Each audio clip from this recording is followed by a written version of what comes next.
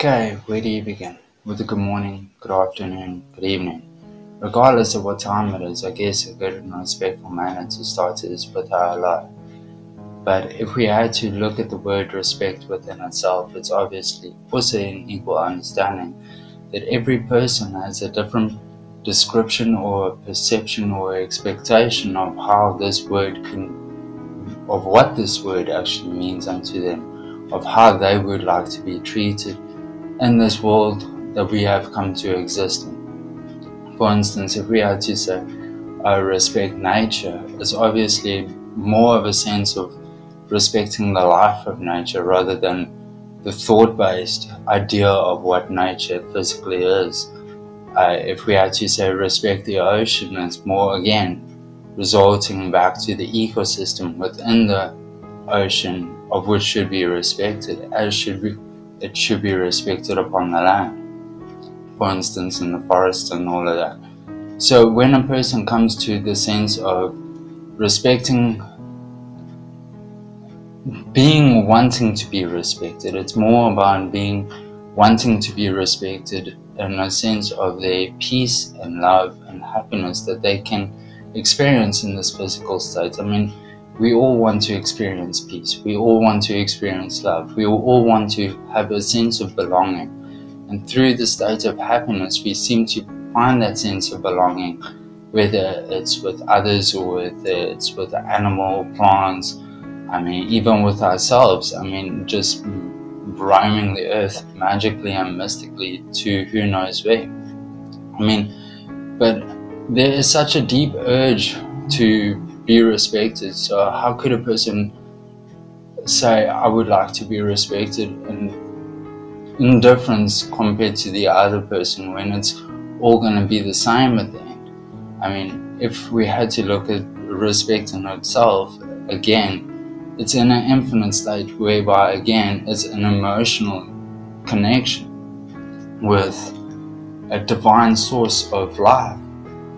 I mean, surfers go surf the oceans, and the first lesson that they're taught is to respect the ocean for what the ocean can do unto their lives. And mountaineers who climb mountains, again, are taught to respect the mountain. Firefighters are taught to respect fire. I mean, guys that chase tornadoes across the states all are taught to respect the winds of the climate. I mean, these are as initial things that can all have an impact on a person's life and a natural force. But yet, we as individuals are even able to have that same particular force as well in a natural force. You know, for instance, we are able to create happiness. We are able to create sadness, not just for ourselves, but for others. And in that way, I think every single person should be respected for the happiness that they could bring, not for the sadness that they could bring, whereby we had to look at a physical level. I mean, people are often stipulating that with respect comes power. Yes, 100%. But again, it's the power of what we can do unto other people's lives in the world that we've come to exist within, or in the circles that we've come to exist within, which are all interconnected at the end of the day. I mean, we seem to think that we're all subdivided into these interconnected individual circles, but if we had to take a spiral and again place it in the center of a paper with a whole bunch of circles around, and we had to spiral outwards, it's obviously going to all interconnect. This is the divine source of happiness, and this is the divine source of love and peace that we are able to create, not again for ourselves but for others. And whereby when people say he should be respected for the sense of success that he has succeeded in his life, I mean, where is success? I mean, success is obviously achieving something that was better than what was yesterday. In a sense, that could possibly be on the pursuit of happiness, of pursuing a possibility, pursuing a dream. For instance, if we had to reflect back on a dream, dreams can be endless. I mean, dreams can be expansive. I mean, a dream is not going to just affect you at the end of the day. A dream is going to affect everybody around you, and even possibly more expansive. I mean, whereby a dream of an event could come to have a positive change on somebody else's life. They'll go and tell somebody else, and that person will go tell somebody else, and that person will go, and so it continues. And at the end of the day, you don't just have one person wanting to attend the event anymore. Now you've got about 20 people wanting to attend, just because of the change that they came to, because of one impactful change that one person came to experience.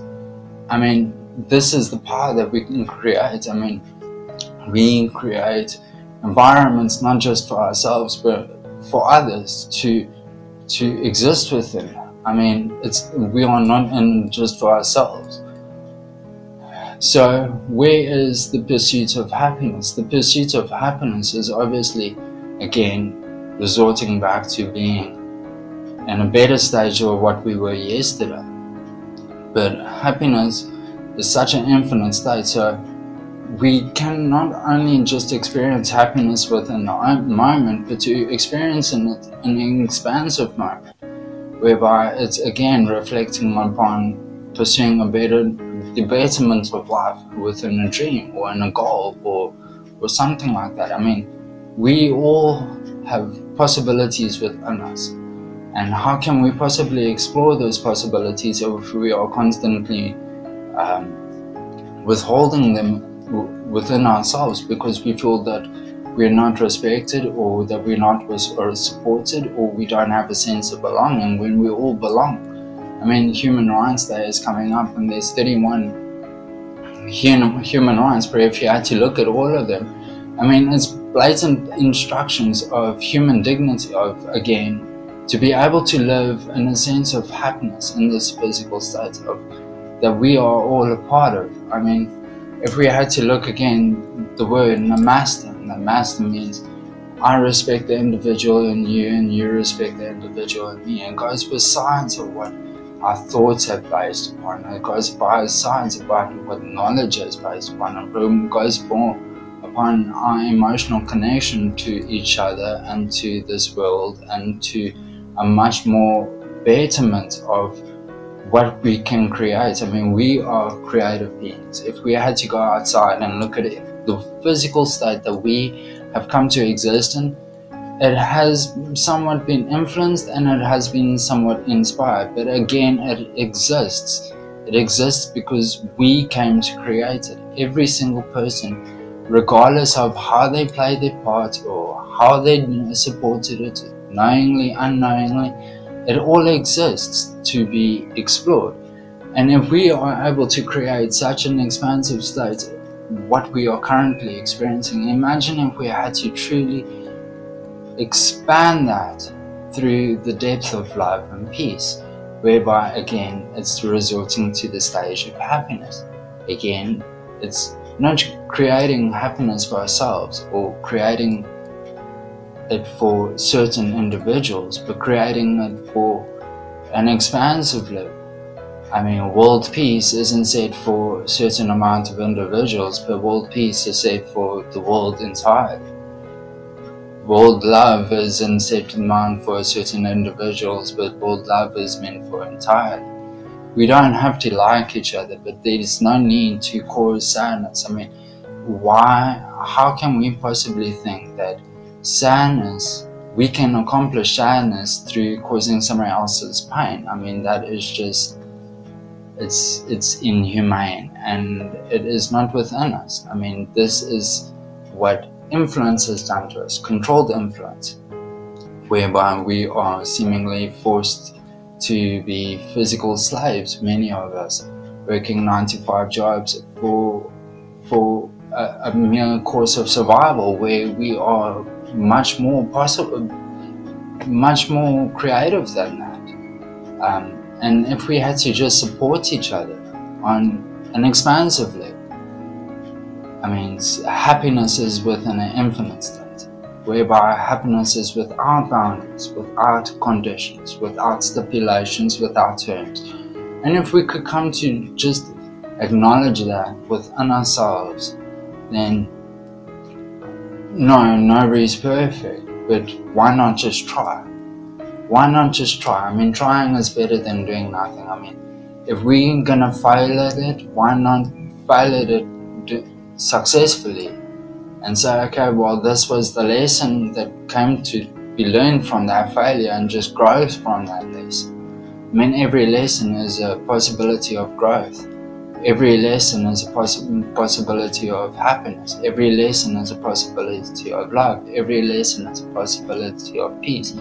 Even the most saddest lessons that we've come to distinguish as sad have some true potential of positivity in it, if we just had to explore it, instead of fearing that the experience is going to happen again, whereby the experience again, as previously explained, is never going to happen.